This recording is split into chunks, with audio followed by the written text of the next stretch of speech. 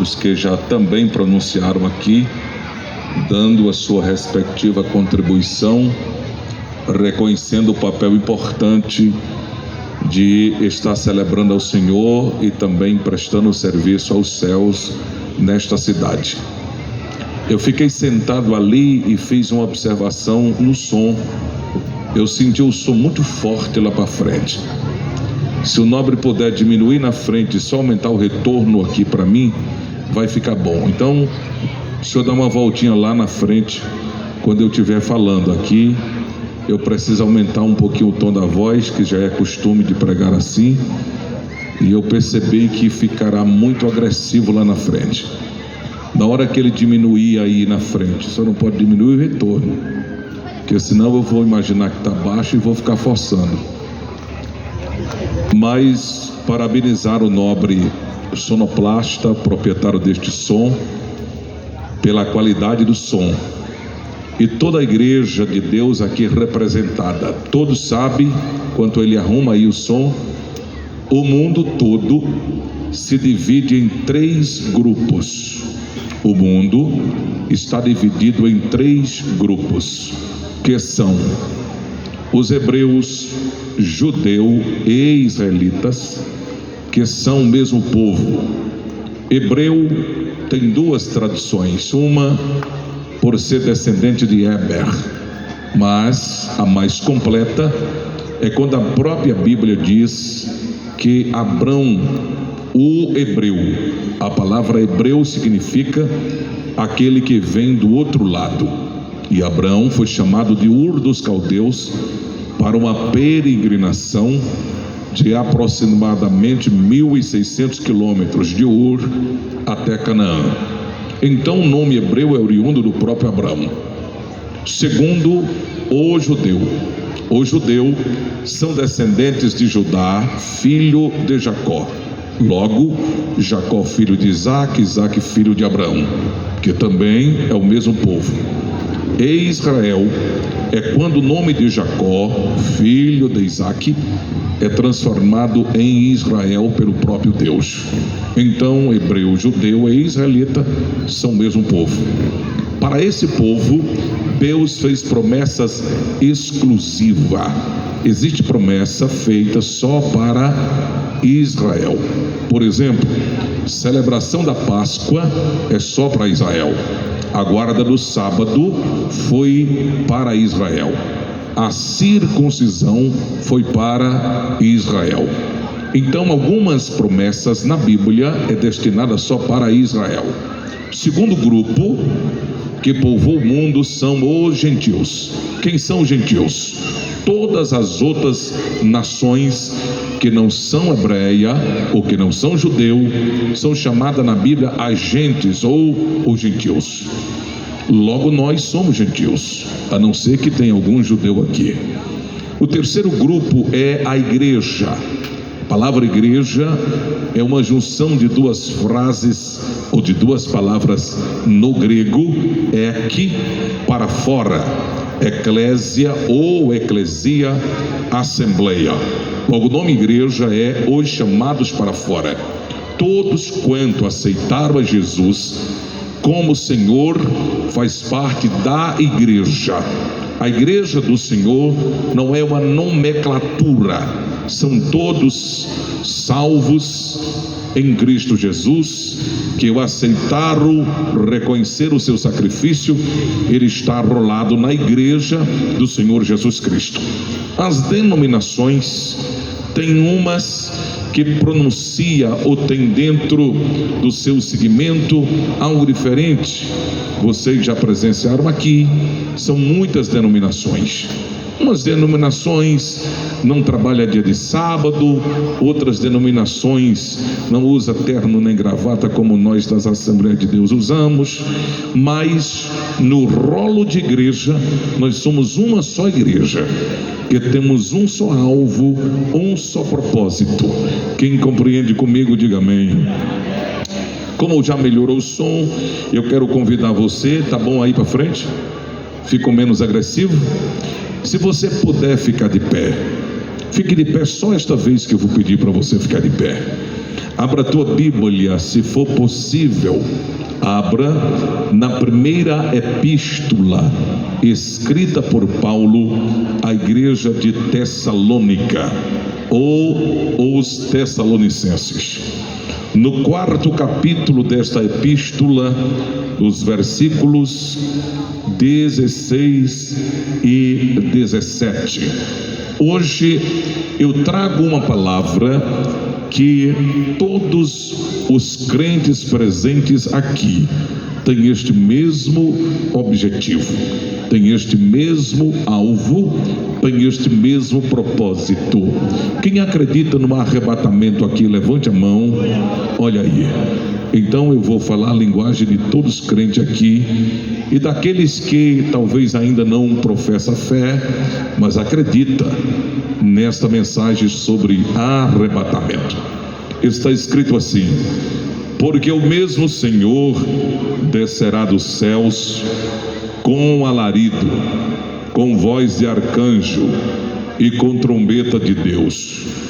Os que morreram em Cristo ressuscitarão primeiro.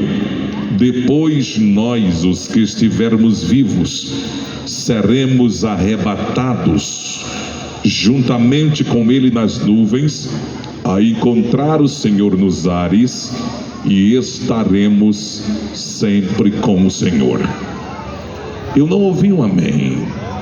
Eu acho que o número de crente aqui, o amém está fraquinho para a quantidade de pessoas presentes aqui. Antes que eu comece a pregar, eu vou lhe perguntar de novo: o som tá bom aí na frente agora? Melhorou? Não é?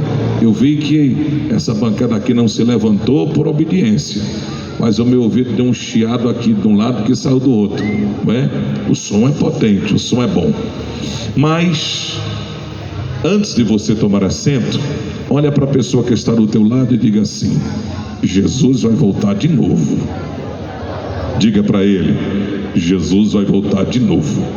Pode tomar assentos. Eu classificaria 3 perguntas, para dentro das 3 perguntas embasar a ministração. Mas eu não quero ser extensivo no tempo. Nós estamos às 21h10. Eu não quero torná-los cansativo, não porque estou com preguiça ou porque estou apressado. Hoje é dia de festa. Olha aí, pronto. Enquanto o galo não cantar, eu não paro de pregar, não é?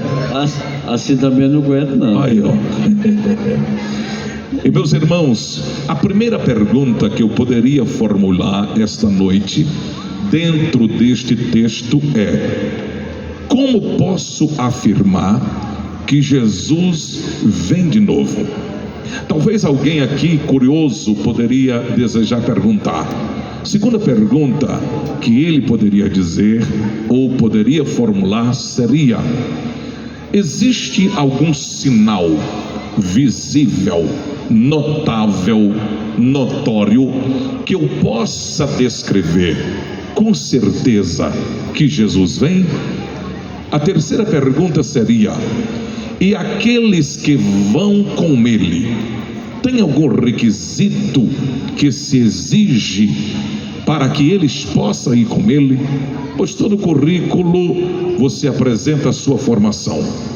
Todo concurso exige do candidato as qualificações dele, exige ou mostra para ele o que vai ser apresentado na prova, de forma ao horário, o momento, a hora que ele tem que entrar na sala do concurso, a caneta que ele vai usar. Ele não pode levar isto, não pode levar aquilo. Todo concurso tem as suas exigências. Qual seria a exigência para aqueles que vão subir com ele? Paga quanto? Aonde faz a inscrição? Qual o site que se inscreve? Com quem fala? Como o candidato deve se portar? Quais são as recomendações? Então, se o tempo não for possível responder, eu começo pela primeira pergunta: eu posso afirmar que Jesus vem? como eu posso afirmar que Jesus vem? Ora, a Bíblia é composta de 3 tipos de linguagens, ou 3 tipos de mensagem possui a Bíblia em sua fala. Existe a linguagem literal, existe a linguagem simbólica e a linguagem alegórica. Literal, simbólica e alegórica.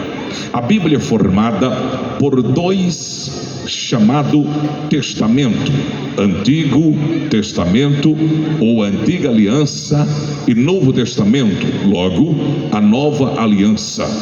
Os 39 livros chamado Veterotestamentário, todos eles faz alusão ao Messias que há de vir, faz alusão ao Cristo que viria. Logo, no livro do Gênesis, ele é apresentado como descendente da mulher. O livro do Êxodo, ele é apresentado como o Cordeiro Pascual, a figura do Cordeiro que tira o pecado do mundo.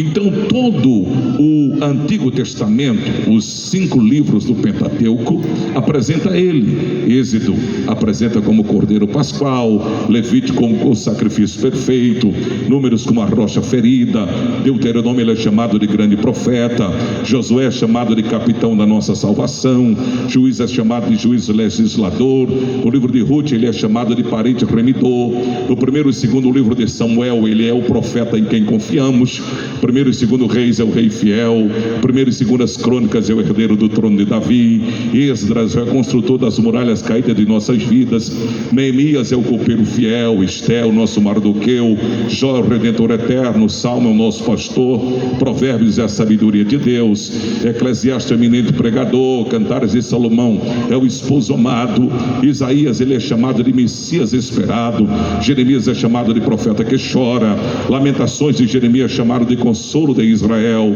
Ezequiel é chamado de maravilhoso homem de 4 faces, Daniel é chamado de 4º homem da fornalha, Oséias esposo fiel, Joel batizador, Amós carregador dos nossos fardos, Jonas missionário em terras estranhas, Miqueias mensageiro dos países formosos, Naum vingador dos eleitos de Deus, Abacuque santo que viu no Timã, Sofonia recompensa do seu povo, Ageu desejado das ações, Zacarias profeta das mãos furadas e Malaquias sol da justiça. Só para te afirmar que em todos estes 39 livros do Antigo Testamento, ele está sendo como um tipo apresentado como profeta, como o perdoador, como o salvador, enfim. Mas a minha primeira afirmação é que Jesus veio. Olha para quem está do teu lado e diga: ele veio. Então todos os livros do Antigo Testamento apontam para a vinda dele, e ele veio. Se ele veio, eu tenho a primeira afirmação, que ele é verdadeiro para cumprir o que ele prometeu. Segunda promessa que ele fez em todo o Novo Testamento, nos 27 livros neotestamentários, ele prometeu, inclusive em João escreveu, ele disse: eu vou para o Pai, mas eu vou voltar outra vez, e eu rogarei ao Pai, ele vos dará outro Consolador. Atos capítulo 1 verso 8, ele prometeu que o Espírito viria e ia capacitar com poder a todos aqueles que iam receber o Espírito Santo. Ele diz: recebereis poder ao descer sobre vós o Espírito Santo, e ser-me-eis testemunha em Jerusalém, na Judeia, na Samaria e até os confins da terra. Então o Espírito Santo veio, sim ou não? Atos capítulo 2, o Espírito Santo desceu no dia de Pentecoste, completando o 50º dia depois da Páscoa, e aproximadamente 120 que estavam no cenáculo foram cheios do Espírito Santo. Então eu tenho 2 afirmações para lhe dizer das 3 maiores mensagens de promessa na Bíblia, sendo que a Bíblia possui cerca de 8.000 promessas feitas pelo Pai, feitas pelo Filho, e todas estas promessas ele cumpriu, está cumprindo e cumprirá. Então eu tenho a segunda afirmação para lhe dizer que ele prometeu que o Espírito Santo viria, e o Espírito Santo veio. Então das 3 promessas, 2 já foram cumpridas, e agora ele prometeu que viria outra vez. Então isto me leva a crer, se das 3 promessas 2 foram cumpridas, eu creio que ele voltará de novo. Eu creio que ele virá de novo. Você eu não sei, mas eu creio que ele virá de novo. Quem crê que ele vem de novo, diga glória a Jesus. Sobre vinda de Jesus, os irmãos podem perceber que ele prometeu em Mateus capítulo 24, e toda aquela conversa de Mateus capítulo 24, ele conversa com os discípulos que eram judeus. Então há uma indagação: a promessa da vinda dele é para todos, ou a promessa da vinda dele é só para os judeus? Quem ou para quem é esta promessa? Você precisa entender apenas uma introdução em escatologia bíblica. Há uma diferença da promessa que ele fez sobre vinda para o judeu e vinda para a igreja. Antes de você dar glória a Deus, eu quero lhe afirmar que a descida do Espírito Santo em Atos capítulo 2 foi só para a igreja. E quem é a igreja? A igreja é formada, a nomenclatura igreja é formada por judeu, é formada por grego, é formada por qualquer um que se entrega a Cristo. Ele é igreja. E para a igreja o Senhor fez promessa exclusiva. Então para o judeu ele fez promessa para o judeu e fez promessa só para a igreja. Então há uma diferença da vinda de Jesus para o judeu e a vinda de Jesus para a igreja. Nos teólogos não chamam o arrebatamento de vinda, mas para nós o arrebatamento é a vinda, pois para nós é o dia do encontro. Qual é a diferença de vinda de Jesus, como diz os teólogos, e arrebatamento? É que na vinda de Jesus, ou no arrebatamento, ele vem antes da grande tribulação. Na vinda de Jesus, ele virá no final da grande tribulação. No arrebatamento, ele vem para levar a noiva, e na sua vinda ele vem com a noiva. No arrebatamento ele vem para anunciar o início da grande tribulação. Na vinda de Jesus ele vem para encerrar com a grande tribulação. No arrebatamento ele vem para a igreja, e na vinda de Jesus ele vem para Israel, para o judeu. No arrebatamento ele não vai pousar na terra, o texto diz que ele vai ficar nas nuvens. Na vinda de Jesus ele vai pisar na terra, inclusive no Monte das Oliveiras. No arrebatamento ele vem como noivo. Na vida de Jesus ele vem como rei. No arrebatamento ele vem para salvar a igreja da grande tribulação. Na vida de Jesus ele vem para salvar Israel e encaminhar para o reino milenial e julgar as nações que são opostas a Israel, chamando-as de bodes os que estiverem à sua esquerda e chamando de ovelhas que estiverem à sua direita. Os bodes simbolizam as nações que não prestaram favor a Israel na grande tribulação, e as ovelhas são as nações e o próprio Israel.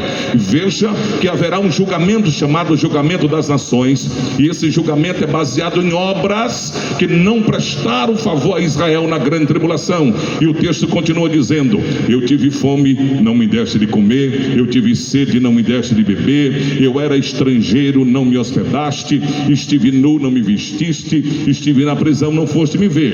Esse julgamento para as nações é baseado nas obras de que não prestaram favor a Israel, porque Israel é a menina dos olhos de Deus. Eu vou melhorar de novo para você da glória. Israel é a menina dos olhos de Deus, e não é da conta de ninguém que ele estendeu a mão e disse: vou abençoar. Sabe como é que ele chama Israel? Vermezinho de Jacó. Mas ele chama Israel também de povo meu, de propriedade minha. Ele chama de povo escolhido, propriedade peculiar minha. Mas se você não sabe ainda, Israel é tão pequeno, irmãos, que a geografia de Israel é aproximadamente 20.400 quilômetros quadrados. O estado do Piauí tem 256 mil quilômetros quadrados. Logo o estado do Piauí, que é menor do que o estado do Maranhão, ele daria 12 vezes, ou o estado do Piauí é 12 vezes maior do que Israel. Só para você entender que toda a extensão de comprimento de Israel é de 435 quilômetros. A largura de Israel, do Mar Morto ao Mar Mediterrâneo, é de 137 quilômetros. Imagina o tamanho de Israel. Agora, todas as nações do mundo reconhecem Israel como potência. E vocês sabem que Israel já foi excluído como nação. Na década de 70 ou no ano 70, Israel foi extinto de nação na grande batalha, quando Tito Vespasiano, ele acabou destruindo o templo e a cidade foi invadida e houve a diáspora. E Israel só voltou novamente em 1948, quando houve a votação por Oswaldo Aranha para que ele voltasse a ser nação, e ela perdeu a capital Israel. Jerusalém não é a capital de Israel. A capital de Israel é Tel Aviv. Então perdeu esse direito, mas por patrimônio de honra eles dizem que Jerusalém é a capital, porque sempre foi o palco da adoração, aonde era ensinado a celebrar ao Deus Todo-Poderoso. Mas só para você dar glória a Deus, Israel tem uma potência tão tamanha, tão grande, que de cada 3 cientistas do mundo, um é judeu. Você não deu glória porque não entendeu. A cada 3 cientistas do mundo, um é judeu. Todos os países árabes, o Brasil nunca ganhou. Eu vou dizer dos que ganharam. Eles ganharam 7 prêmios Nobel. Todas as nações árabes. Sabe quantos prêmios Nobel ganhou só Israel? 157 prêmios Nobel. Israel é a menina dos olhos de Deus. Quando Frederico, o imperador alemão, estava na cama próximo da sua morte, ele chamou um pastor luterano para se aconselhar e disse, no auge, sentindo a dor da morte, e disse: eu quero que o senhor fale uma coisa, que eu tenho certeza da existência de Deus. E aquele pastor, sem demorar na resposta, disse: a maior certeza da existência de Deus é Israel. Se você observar, irmãos, vez por outra Deus dá um puxão de orelha em Israel, como agora, por exemplo, o ataque do Irã, pois o Irã nunca tinha atacado Israel diretamente. Ele é rodeado de muitos inimigos, é perseguido. A guerra de Israel é Deus do ventre, porque Israel é Jacó. As nações que começaram a ser contra Jacó foi o seu próprio irmão Esaú. E a Bíblia diz em Gênesis capítulo 25 que quando nasceu Esaú, Jacó nasceu segurando no seu pé. Mas quando a Rebeca estava grávida, que não fazia ultrassonografia, ela descobriu um barulho no ventre e foi consultar as outras mulheres, dizendo: por que eu sou assim? E a Bíblia diz: e os filhos lutavam dentro dela. Olha para quem está do teu lado e diz: a briga de Israel foi antes de nascer. Nasceu brigando, rodeado de inimigos. Mas agora teve esse ataque do Hamas. E deixa eu dizer para você, a única diferença é que Israel aprendeu a brigar brigando. Israel nunca treinou em batalha, ele aprendeu a brigar de verdade. Quando estava na terra, na caminhada, quando foi atacado pelos amalequitas, que o próprio Deus se interveio e disse: eu vou exterminar Amaleque da terra. Sabe como é? Acabar o nome, eu vou acabar. Diga para teu irmão: quem disse foi Deus, e não era conta de ninguém. Eu vou exterminar Amaleque. Se você é bom de história, você vai descobrir que antes daquele ataque do Hamas, os militares foram lá, e naquele dia, por descuido de Israel, só tinha um guarda na fronteira. Mas o exército que veio para atacar voltaram desapontados, que perderam até a arma. E o comandante perguntou o que estava acontecendo e disse: quando nós entramos, chegamos na fronteira de Israel, todo o exército de Israel estava lá nos aguardando. Assim, só no pé da orelha do teu irmão, diga: era não, só tinha um. Mas não é de hoje que Deus assovia no monte e o inimigo bate em retirada. Não é de hoje, no dia que Senaqueribe afrontou Ezequias em Jerusalém, e ele disse: sai para fora, covarde Ezequias, que nós vamos afrontar a cidade toda, vamos levar as mulheres cativas. Ah, Ezequias, tu pensa que se escondendo dentro da cidade tu vai escapar das minhas mãos? Eu e o meu pai já desbaratamos reinos maiores, não é esse pequenininho reino teu não. E tem mais uma coisa: os deuses lá não protegeram. Quem é o teu Deus, Ezequias? Quem é o teu Deus, Ezequias, para te guardar das minhas mãos? Diga aí para teu irmão: aí o Deus de Ezequias, que é o teu Deus, se levantou. Oh glória, a Bíblia diz que Deus mandou um anjo. Diga, nem que seja gemendo, diga assim: Deus não precisou de mandar o exército não, só um anjo. E a Bíblia diz que um anjo do Senhor matou 185.000 soldados do exército de Senaqueribe. Você perdeu porque não deu glória. Então há promessa para Israel. Jesus voltará para Israel no final da grande tribulação. E eu não vou demorar aqui, porque eu quero falar sobre o arrebatamento. Eu já te dei prova que Jesus vem, mas você quer na Bíblia Sagrada? Romanos capítulo 13, verso 11, Paulo disse assim: isto digo, conhecendo o tempo, que já é hora de despertarmos do sono, porque a nossa salvação está mais perto de nós do que quando nós aceitamos a fé.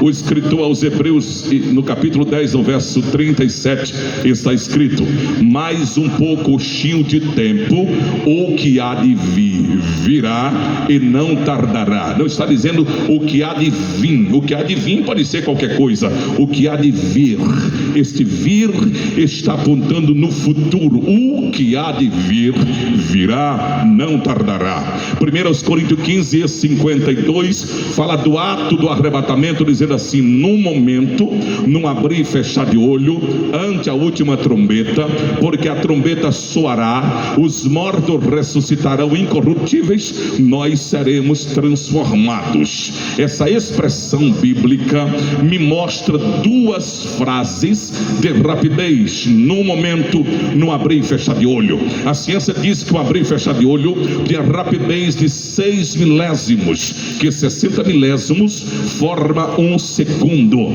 Não dá para você se preparar, pois o arrebatamento não é para preparar, o arrebatamento é para quem está preparado. Escuta, Pedro disse na primeira carta, capítulo 4, verso 7, Pedro disse assim: já está próximo o fim de todas as coisas, portanto sede sóbrios e vigiai em oração.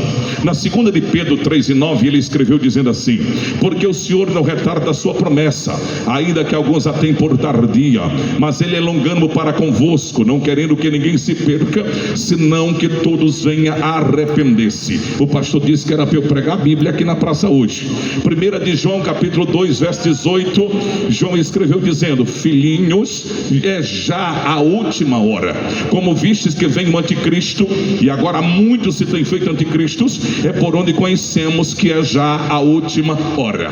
Então olhe para mim, eu vejo Paulo dizendo que o tempo está próximo. Eu vi aqui, li com você Pedro dizendo que o tempo está próximo, João dizendo que o tempo está próximo. O escritor anônimo que escreve a carta aos Hebreus diz: só mais um pouco de tempo. Agora bonito é Jesus dizendo em Apocalipse 3, verso 11, ele usa a expressão eis. Vocábulo eis tem conotação de chamar a atenção de outrem, e ele está dizendo: atenção, atenção, atenção, venho sem demora, guarda o que tens, para que ninguém tome a tua coroa. Quem disse? Ele. Quem disse? Ele. Venho sem demora. E para nós a vinda de Jesus é o arrebatamento. A expressão arrebatar é o rapto, é arrancar, é atrair, é puxar puxar com muita força. No grego nós temos a expressão otomai, que quer dizer vir. Nós temos a expressão epipanos, que quer dizer aparição. Nós temos a expressão parousia, que significa presença ou vinda. Todas essas afirmações técnicas do grego estão me definindo que ele vem. Então eu posso usar em bom som. A primeira pergunta que fiz: o que o Senhor pode afirmar que ele vem? Tem alguns sinais. Os discípulos também queriam saber. Quando ele ministrou na sinagoga, quando ele ministrou no templo, que ele terminou a ministração, Mateus registrou a narrativa do que ele prega, e está no capítulo 23. A mensagem foi de exortação. Ele chamou os fariseus de raça de víbora. Vocês entram, tomam a porta, nem entra e nem sai, acha-se detentor da verdade. Aquele dia, irmãos, Jesus bateu mais do que com cinto. Os discípulos ficaram com medo. Jesus pregou duro demais. Que mensagem foi esta? Quando terminou de ministrar, Jesus vai para o Monte das Oliveiras, que era um local sombreado, ficava de frente ao templo de Herodes, uma das maravilhas do mundo. O templo de Herodes, ele era cunhado em ouro, tinha uma escavação muito profunda. Os historiadores dizem que havia pedras de 12 metros de altura, de 25 metros de comprimento e 2 metros de espessura. Uma pedra só. Era invejável aquele monumento. Jesus sobe quieto, calado, com um olhar de profeta. E como é o olhar de profeta? Eu não sei, mas você inventa aí como é o olhar de profeta. Jesus está calado. Ele sobe no Monte das Oliveiras. Os discípulos vão atrás dele e eles querem puxar uma conversa com Jesus. O coração está tremendo, a alma está dilatada. Jesus pregou duro demais. Como é que está sendo o ibope dele aí? O que estão falando? Ai meu Deus, sabe aquele dia que a mensagem de Deus aperta, que você sai daqui dizendo: Deus falou comigo. Hoje a marreta de Jeová bateu. Hoje as pedras dos corações foram esmiuçadas. Pois é o que a cidade vai sair dizendo amanhã. Veio um homem, falou sobre o arrebatamento na praça, em Aldeias Altas.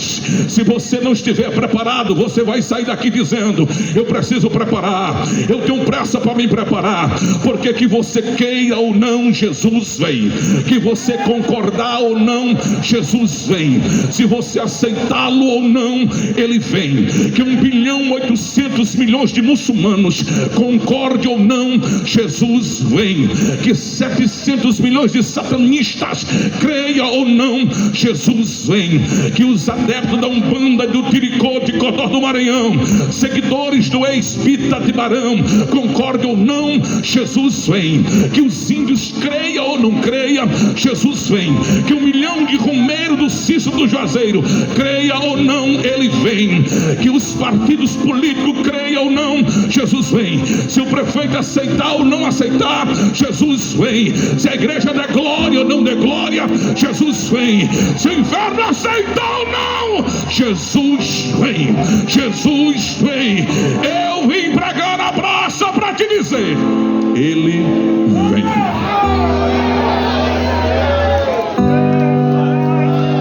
Mas os discípulos queriam saber.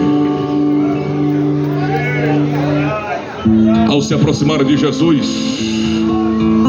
eles mostram a base do templo e diz assim: mestre, que estrutura tem esse prédio? Olha as escavações. Era para puxar um diálogo com Jesus. E Jesus não mudou o tom de voz e disse assim: em verdade vos digo, que aí não vai ficar pedra sobre pedra que não seja derribada. Daniel Monteiro, só profeta no quilate de Jesus de Nazaré.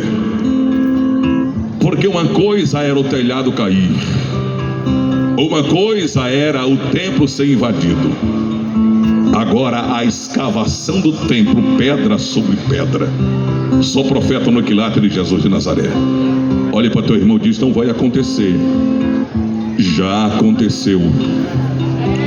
No ano 70, quando houve a invasão militar de Tito Vespasiano, ele cercou a cidade com uma tropa de 80 mil homens. O cerco foi de 143 dias. O judeu que tentava sair à noite eram capturados e mortos crucificados.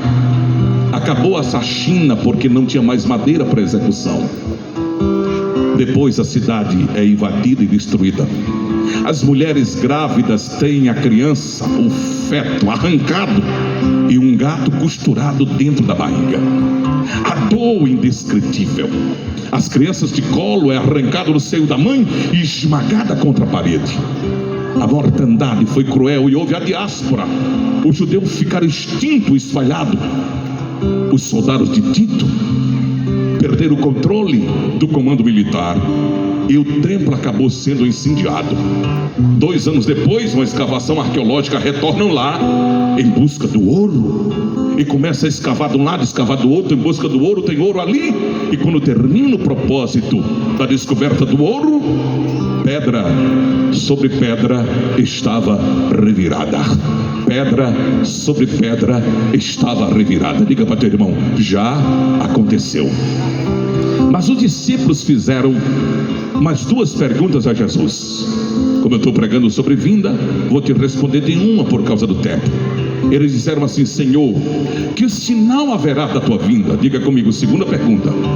Primeiro eles perguntaram com relação ao tempo: quando essas coisas vão acontecer? Segunda pergunta: que sinal haverá da tua vinda? E terceira pergunta: quando será o fim do mundo? Aí Jesus disse assim: acautelai-vos, tenham cautela, tenham cuidado, para que ninguém vos engane, porque muitos virão em meu nome dizendo eu sou Cristo, e enganarão a muitos. Vocês vão ouvir de guerras, rumores de guerras, ou seja, guerras que não vai ser concretizada, mas vai o rumor da guerra. Nação contra nações, reino contra reinos. Haverá fome, pestes, terremotos em vários lugares. Mas isso é só o princípio das dores. É como a mulher que sente as primeiras contrações, que o menino ainda não vai nascer. Vocês vão ser entregues para ser atormentado, matar-vos-ão. Vocês vão ser odiados de todas as nações por causa do meu nome. Nesse tempo muitos serão escandalizados, trair-se-ão uns aos outros mutuamente. Por multiplicar seu pecado, o amor de quase todos se esfriará. E este evangelho do reino vai ser pregado a todo mundo, em testemunha a todas as nações, e então virá o fim. Diga para teu irmão: Jesus disse. Agora olhe para mim. Quando Jesus disse que esses sinais iam acontecer antes da sua vinda, ele não disse que logo que acontecesse ele viria. Até porque se fossem os sinais da vinda, ele já tinha vindo há muito tempo. Se não, olhe para mim. Ele disse assim: vocês vão ouvir falsos cristos. Não tinha Domingos Arati Veiga, não tinha Petrarca Lumpou, não tinha um Henri Cristo que se intitulou dizendo eu sou Cristo. Falsários que dataram o dia e a hora que Jesus vinha, e não aconteceu. O padre Cícero Romão Batista, quando morreu, não era padre mais, ele foi excluído pela Igreja Católica, só retornou, com todo respeito aos irmãos católicos. Eu estou te contando história que está escrita. Eu conheço todos os monumentos do padre Cícero Romão Batista, morei próximo lá, conheço as entradas do horto, aonde ele foi sepultado, que diz que ele foi sepultado num lugar e apareceu em outro. Quando ele morreu, ele era prefeito de Juazeiro do Norte. Foi excluído da Igreja Católica como padre por conta do milagre formulado quando ele colocou a hóstia na boca da Beata Mocinha. A própria igreja lhe excluiu. É tanto que o patrono de lá de Juazeiro do Norte é a Senhora das Dores e não ele. E agora em 2015 esse atual Papa devolveu para ele o título de padre, mesmo ele sendo morto, para que futuramente possa ser beatificado. O que o senhor queria dizer com isto? O que eu queria dizer para você é que a mensagem dele era que 2000 chegaria, mas 2000 não passaria. E teve muita gente que acreditou. O ano 2000, quando foi para 99 para 2000, quem ouviu falar que o mundo ia se acabar em 2000? Levante a mão, quem ouviu falar? Essa notícia chegou aqui também? um comerciante lá da cidade de Picos, vendeu a casa dele, vendeu o comércio, vendeu o carro. Graças a Deus que ele juntou o dinheiro no saco, pegou uma sacola de rapadura, de banana, de melancia, levou comida, subiu para a propriedade dele dentro de um monte, em cima de um monte, se escondeu com a família, juntou com a esposa, com os filhos abraçados, porque hoje é o último dia. E aí quando virou, passou o primeiro do ano, passou o segundo ano, passou o terceiro do ano, quando já estava no quarto dia, a comida faltou, o mundo não acabou, eles começaram a morder o braço um do outro para saber se estava vivo.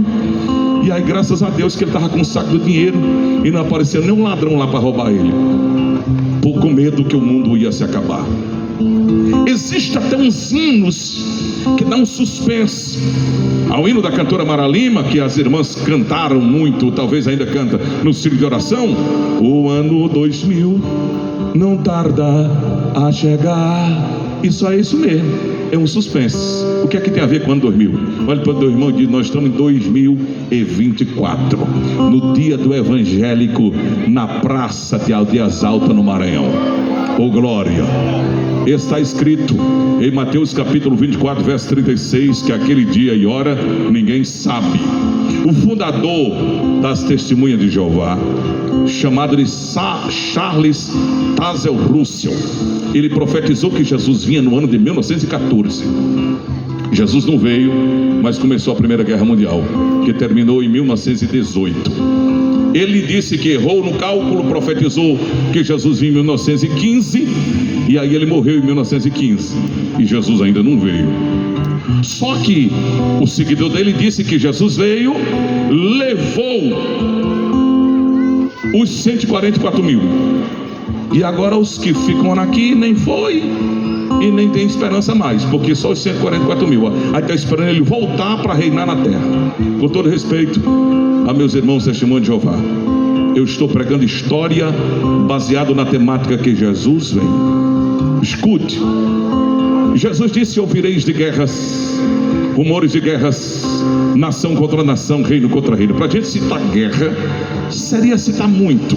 Eu vou fazer citação apenas da Primeira Guerra Mundial, do ano de 1918 a 1914 a 1918, Segunda Guerra Mundial, 1939 a 1945, mas muitas guerras, guerra da Bósnia, no Vietnã, guerra dos Canudos, guerra das Malvinas, guerra do Irã com o Iraque, guerra do Golfo Pérsico, não é? A guerra agora recente que todo mundo está vendo, a guerra da Ucrânia com a Rússia, a guerra do Irã com Israel.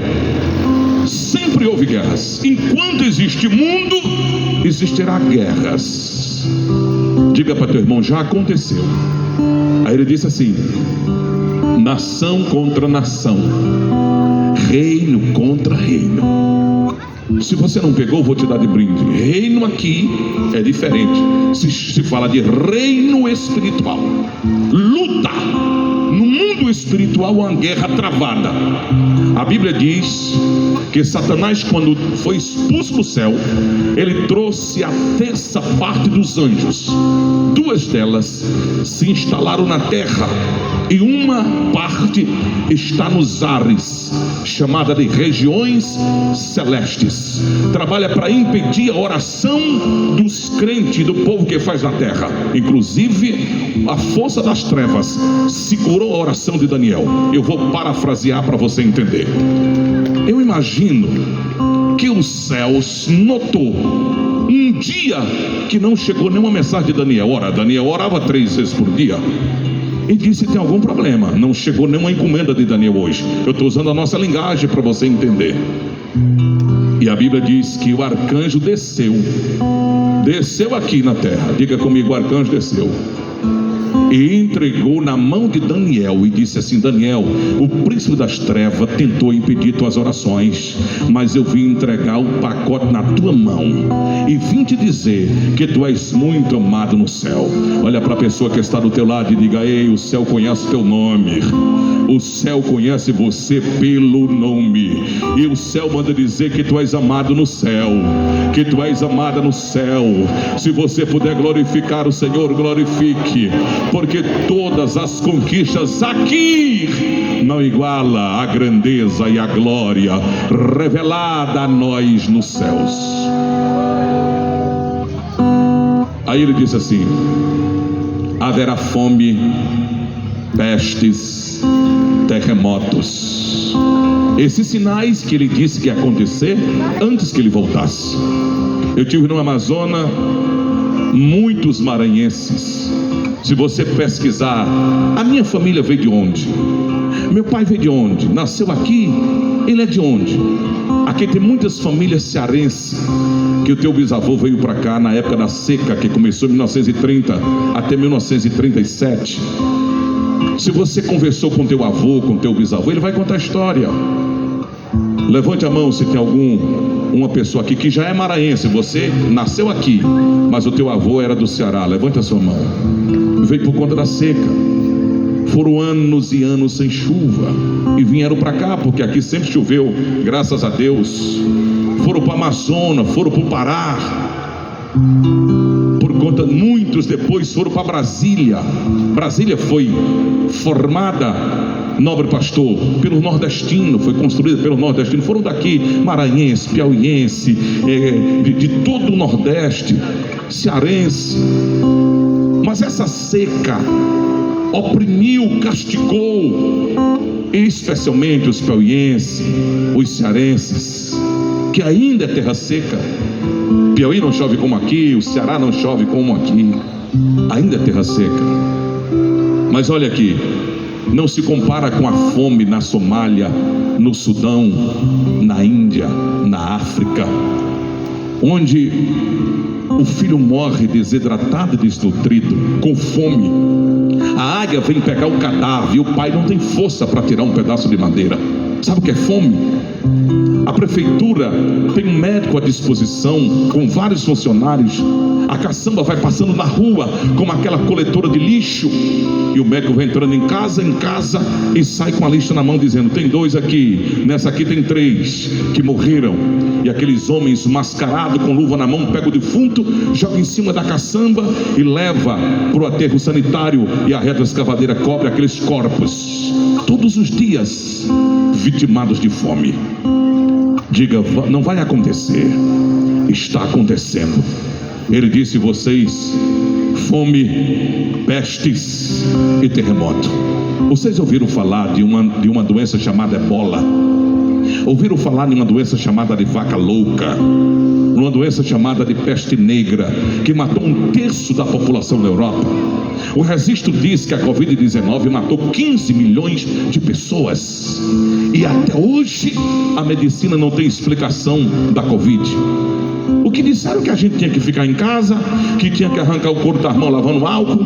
Tinha gente que estava querendo era beber, pensando que ia curar o Covid-19. E o fato é que todo mundo ficou com medo. Parou tudo, parou a escola, para crente, irmão. Tem uns crentes, eu não sei aqui, mas tem uns crentes que depois da Covid sumiu da igreja, nunca mais voltou. Não voltou mais não, então para lá. A Covid levou para fora com medo, não é? Só não tinha medo no dia de buscar os 600 na lotérica, mas não podia falar com ninguém. Não era assim? Eu sei que eu estou utilizando a forma para você sorrir, mas o fato é que você ficou com medo da Covid-19. Ficou. Eu estava pregando um dia e um velhinho formente disse assim: eu não estou com medo não, eu não fiquei com medo não. Eu disse: pois continue corajoso, que a Covid não acabou não. Ela continua ainda matando, não acabou não. É que agora não é a Covid mais não, agora é só gripe. Ninguém faz teste mais, né? Quando tiver alguém gripado perto de você, fique longe, porque não sabe de que é essa gripe não, viu? Ninguém faz teste mais da Covid-19. O fato é que parou tudo. Morreu parente, morreu amigo, e ninguém sabia. A recomendação da saúde era para entubar por conta da falta de ar, e parece que foi entubar que matou. A vacina, todo tipo de vacina foram pesquisadas 10 anos, e essa no tempo recorde. Todo mundo pode ter sido cobaia, mas não pode dizer, porque ninguém tem afirmação. O fato é que foi a vacina em tempo recorde, e a gente não sabe os efeitos colaterais dessa vacina, o que pode acontecer depois. E nós tivemos que ficar amordaçado até agora. E a ciência não tem uma explicação. Uma peste. E quando Deus quer, Ele permite um vírus que a gente só vê com microscópio. Ninguém nunca pegou na Covid para ver o que é a Covid. Ninguém nunca soube peste. E o Senhor disse: haverá pestes. Me ajude a pregar. Ele disse: haverá pestes, terremotos. A gente ouvia falar de terremoto lá em Taiwan, na Índia, ouvia falar de terremoto no Japão, terremoto longe. Aliás, o Brasil nunca sofreu terremotos, só sofreu alguns abalos. No ano de 2010, Sobral no Ceará tremeu 28 vezes num só dia. Tremeu na cidade de Cascavel e Beberibe, região litorânea de Fortaleza. Olha para teu irmão e diz: tremeu no teu Maranhão em 2015, na cidade de São José do Ribamar. E esse tremeu o bairro Joque, em Teresina. Tremeu em 2017. Diga para teu irmão maranhense, diga para ele assim: ei, esse mês passado, há 2 meses atrás, tremeu em Itapé-Curumirim, tremeu em Cururupu, tremeu em Santa Inês, houve uma explosão. Então não estou dizendo coisa de longe não. Os senhores sabem que no vosso estado, a cidade de Buriticupu está tendo um efeito de erosão, e está engolindo, a cratera está entrando dentro da cidade. Esse mesmo efeito está acontecendo na cidade de Jubués, no estado do Piauí, chamado de efeito desértica. A terra está engolindo a vegetação. Diga para teu irmão: está acontecendo. Jesus disse: vai haver fome, pestes e terremotos em vários lugares. Mas não se espante não, isso é só o começo, é só o princípio das dores. Com essa respectiva resposta, eu estou lhes afirmando que Jesus disse que os sinais que ia acontecer já aconteceram. Está faltando o que mais? Já aconteceu. Se fosse para Jesus voltar logo que os sinais se cumprissem, já fazia tempo que era para ele ter vindo. Oh glória! Mas a promessa que nós temos é de sermos arrebatados. E eu quero que você, se puder, eu quero que você memorize a referência bíblica que li esta noite. A referência bíblica de 1 Tessalonicenses 4, 16 e 17. Eu vou encerrar aqui dizendo que vai ocorrer no ato do arrebatamento. O texto diz assim: porque o mesmo Senhor descerá dos céus. Diga comigo assim: o mesmo. Diga mais uma vez: o mesmo Senhor, aquele que veio, aquele que se doou, aquele que se entregou, aquele que foi trucidado na cruz, venceu a morte, tomou de Satanás a chave da morte e do inferno e está vivo para sempre, é o mesmo que descerá. E os céus está pronto. Eu venho anunciar para os evangélicos daqui de Aldeias Altas que o céu está pronto, o céu está aguardando. Como a Bíblia diz que aquele dia e hora ninguém sabe, porque a ordem vai ser dada pelo Pai. Os anjos estão a postos, o coral do céu está a posto. Os anjos não são oniscientes, eles não sabem de tudo.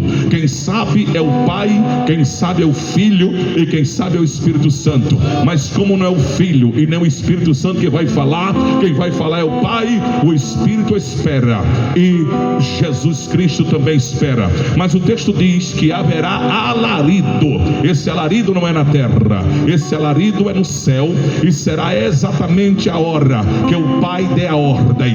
Quando o Pai der a ordem, Daniel Monteiro, o coral do céu vai ficar de pé. Quando o Pai der a ordem, a orquestra vai pegar os seus instrumentos. Quando o Pai der a ordem, as miríades e miríades de anjos vão estar de pé.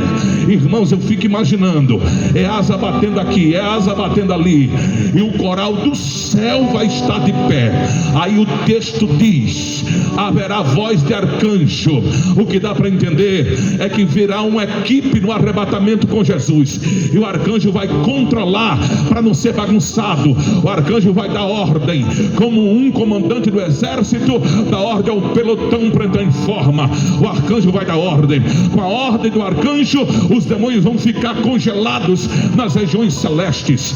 Aí o texto diz: e a trombeta de Deus, eu vou parafrasear, e vou tentar dramatizar. Eles olham para o pai e o pai diz: é agora. Aí o coral levanta, aí o arcanjo põe todo mundo em ordem, aí espera o pai de novo tocar a trombeta. Aí a Bíblia diz: trombeta de Deus. Quem vai tocar a trombeta é o próprio Deus. Como é o som da trombeta, pastor Serafim? Por mais que eu tente imaginar, não dá para descrever o som da trombeta, mas eu fico imaginando: que som é este, meu Deus? Como será o som da trombeta? Será como um som de trombeta, de flauta, de violino? Será como um tambor de uma bateria? Será como um ruído? Será como um trovão? Como será? A gente fica imaginando. A Bíblia não diz em som de trombeta. Trombeta de Deus. Trombeta é pronunciar um som que possa ouvir, pronunciar um som que alguém possa entender. Mas a gente fica imaginando vários sons. Aí eu fui na história, eu descobri que o maior estrondo do mundo foi quando o vulcão Krakatoa entrou em erupção no ano de 1883. A explosão, se ouviu o som a 5.000 quilômetros, mas não ouviu aqui no Maranhão. Aí eu disse: não, o som da trombeta vai ser maior. Em 2007 para 2008, uma bomba explodiu na cidade de Picos, no bairro chamado Bairro Bomba. Uma bomba de combustível tremeu todo Picos, e os crentes pensavam que Jesus estava voltando, mas não se ouviu aqui no Maranhão. Recentemente passou o meteoro com 250.000 quilômetros por hora e clareou em Marcolândia, clareou em Simões, no Piauí. O povo que estava acordado ficaram incandescentes como se fosse um dia, e um som como um trovão. Meu sogro se prostrou no chão e disse: Jesus está vindo agora, Jesus está vindo agora. E a casa clareou, sim, mas não viram aqui no Maranhão. Quando houve uma explosão recentemente aqui na região de Cururupu, há 2 meses atrás, os vizinhos de lá disseram que era um som como um trovão, e tem vídeo na internet que alguém gravou, mas não se ouviu em Aldeias Altas, e eu nem ouvi em Teresina. Ei, mas a Bíblia diz em João capítulo 5 verso 28 que naquele dia todos os que estão no sepulcro ouvirão a sua voz. Todos que estão no sepulcro ouvirão a sua voz. Quando a trombeta de Deus tocar, os mortos em Cristo ouvirão. Levante a tua mão para adorar. Eu estou sentindo graça no culto. Eu estou sentindo graça no culto. Ei, é neste dia que as 4.000 catacumbas de Roma vai se abrir. É neste dia que os mártires do Coliseu receberão o corpo glorioso. Nós nos encontraremos com os salvos em Cristo nas nuvens. Diga comigo: Ele vem. Diga mais uma vez: Ele vem. Esta é a nossa esperança. Excelentíssimo senhor prefeito, a esperança da igreja não é que haja mudança nas leis, ainda que mude, não será cumprida. O Brasil, ele gosta de andar no contramão. Nós vivemos uma época hoje que parece que o certo é errado e o errado é certo, e tem gente que resolve ficar calado porque as leis vêm para apertar. Daqui a pouco nós vamos ser censurados, o que pode falar, o que não pode falar. Sim, como a igreja do passado foi. Mas deixa eu dizer uma palavra para a igreja: perseguição nunca parou a igreja, provação nunca parou a igreja, luta nunca parou a igreja. Pensaram que a igreja ia se acabar na diáspora, aonde os judeus ficaram espalhados, a mensagem foram levada. Inauguraram no ano 70 o Coliseu de Roma. Os crentes eram levados para as arenas, o anfiteatro de tortura. Quando levantava o portão de aço, os leões pulavam nas pessoas que estavam nas grades, empurravam os crentes. Era arrancado perna para um lado, perna para o outro. Quanto mais matava crente, mais crente aparecia. Quanto mais a igreja era perseguida, mais a igreja avançava. Ei, o nazismo não acabou com o judeu. A igreja de Deus tem uma promessa: as portas portas do inferno não prevalecerão contra ela. As portas do inferno não prevalecerão contra ela. Quem é a igreja do arrebatamento, levante a mão e diga Maranata. Maranata quer dizer: ora vem, Senhor Jesus. Pastor, mas a igreja que eu faço parte não crê no arrebatamento. Com todo respeito a você, meus pêsames, porque não vai anular nada do que Jesus disse. O que Ele falou vai acontecer, o que Ele falou vai se cumprir. Bendito é o Todo-Poderoso. Pastor, a minha garganta coçou para pregar, mas o Senhor disse que não era para mim se estender. Eu só queria provar para você a primeira pergunta, porque eu queria citar as 3 perguntas que fiz. Eu posso lhe afirmar que Jesus vem? Com o que eu falei aqui, eu consegui provar para você que Jesus vem? Você tem certeza que Jesus vem? Você tem convicção que Jesus vem? Você está aguardando Ele? O som diminuiu, mas eu vou fazer uma pergunta para encerrar. Saber que Jesus vem, você disse que sabe. Mostrar na Bíblia que você crê que é a verdade. E por que Jesus dizia na verdade, na verdade? Primeiro, porque Jesus é a verdade. Segundo, porque Jesus só fala a verdade. E como Ele é verdade, fala a verdade, Ele diz na verdade, na verdade. Porque aqui a verdade, quem está falando é a verdade. Na verdade, verdade. Eu só posso dizer a verdade, mas eu não posso dizer na verdade 2 vezes, porque só o verdadeiro, puro, santo, fiel e glorioso é Ele. Mas o que eu estou falando é a verdade daquele que é verdade. Quem diz glória a Jesus? Quantos aqui acreditam que Ele veio? Fique de pé, só os que acreditam. Fique de pé, só os que concordam que Ele vem. Agora eu quero lhe fazer uma pergunta, e é objetiva. Saber que Ele vem seria inútil perguntar de novo. Seria cafona perguntar de novo. Seria cansá-los para levantar a mão. Você acabou de levantar a mão mais uma vez, dizendo que crê que Ele vem. Nós somos catequizados como um país cristão. Os nossos irmãos católicos, que não está no mesmo segmento nosso, mas acredita também. Se eu perguntar se você crê na Bíblia, seria inútil lhe perguntar. Agora, a pergunta que eu quero fazer para você é: se você vai saber que Ele vem, eu sei que Ele vem,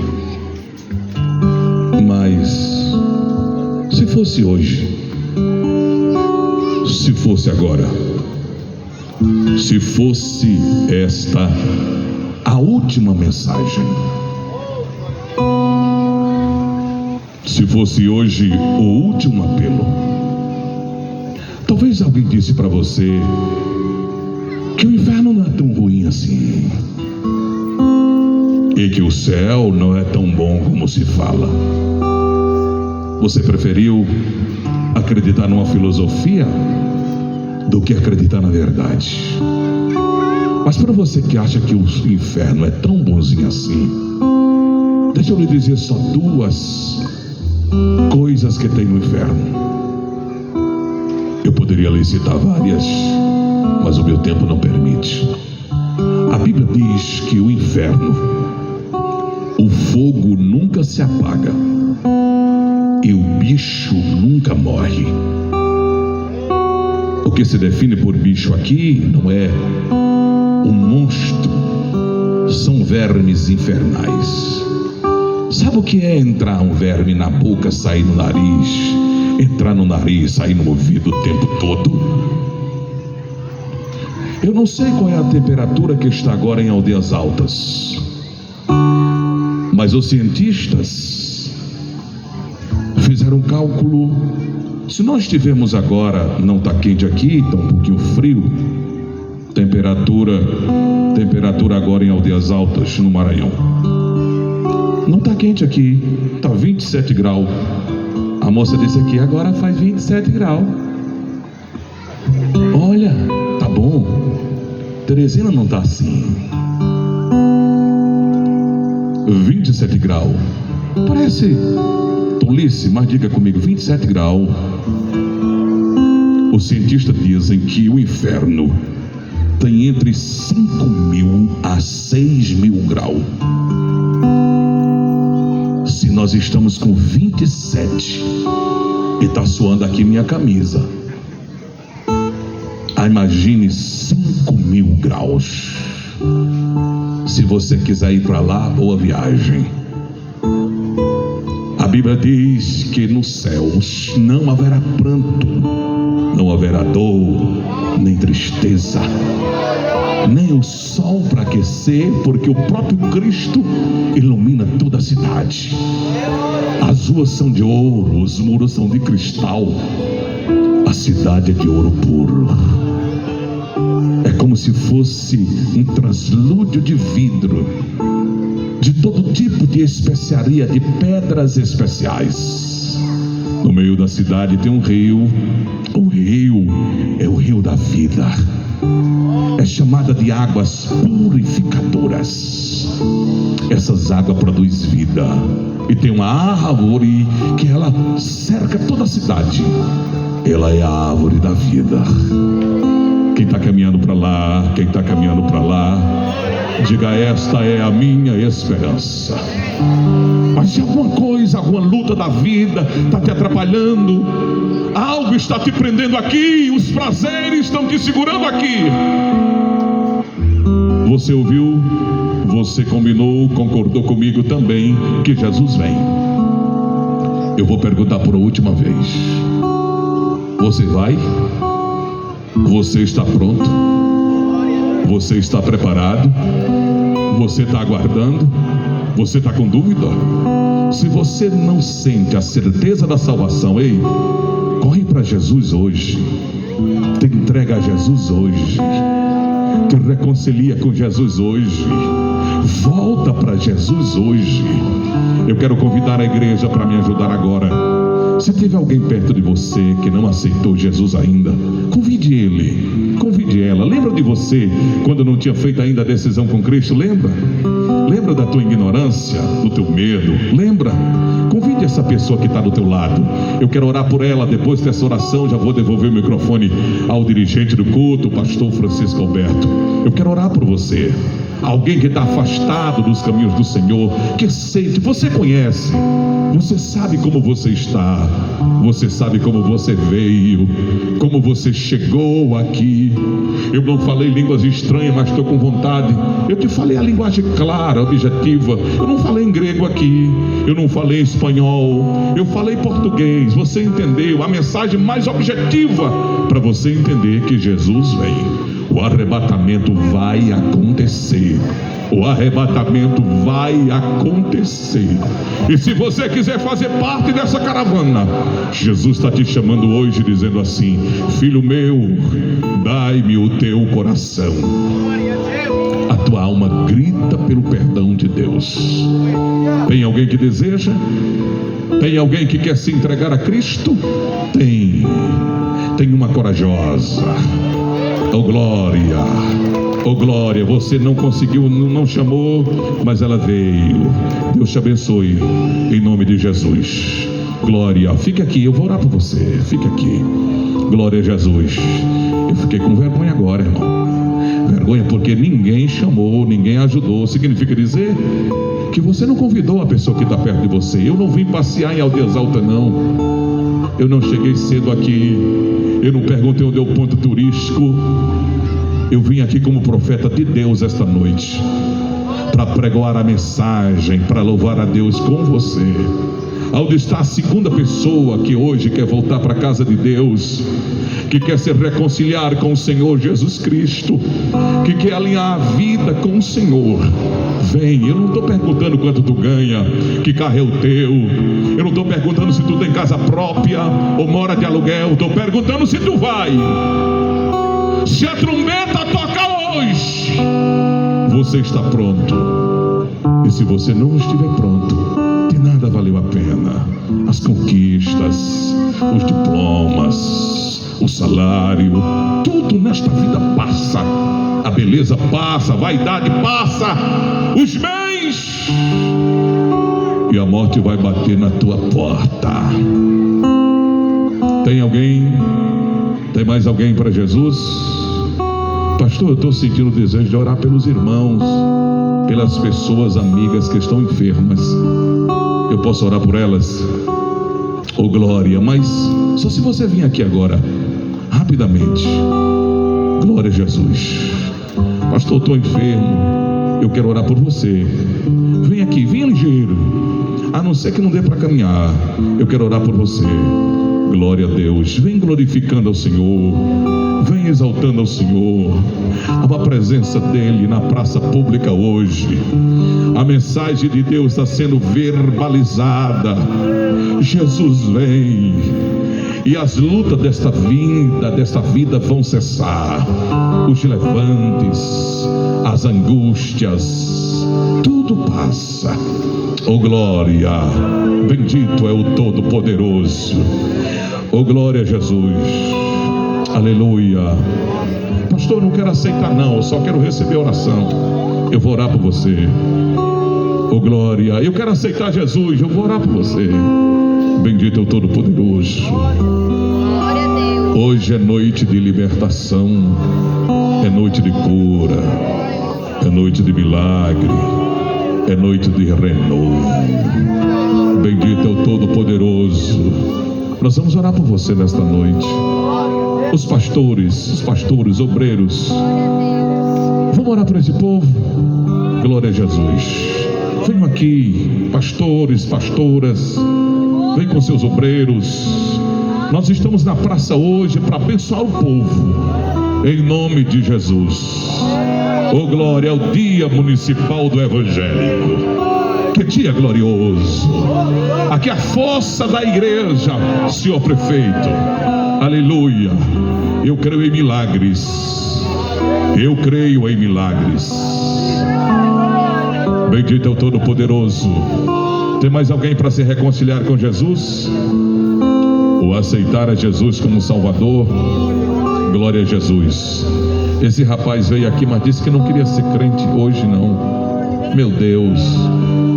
Diz assim, eu quero continuar sofrendo mais. Mas o Senhor está dando oportunidade hoje. Glória a Jesus.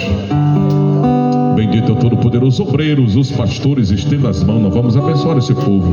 Pastor Francisco, Deus abençoe o senhor. Os pastores aqui de Aldeias Altas, os obreiros, a igreja, todos os irmãos que estão presentes aqui esta noite. Deus abençoe a todos em nome de Jesus. Glória a Jesus. Põe a mão no seu coração, os irmãos que estão recebendo oração. Os obreiros, estenda as mãos. Nós vamos abençoar o povo agora, em nome do Senhor Jesus. Estenda as mãos para o prefeito, para as autoridades desse município.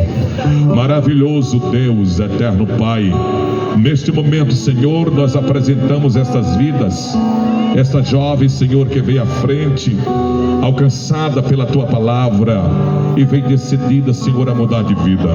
Senhor, aceita o propósito dela, a confissão dela, perdoa as suas falhas, seus erros, e aceita como filha, colocando o nome no livro da vida, ajudando nos intempéries da vida, e que ela possa ser triunfante e vencedora, para a glória do Teu majestoso nome. Pai, traz paz no seu coração, abençoa cada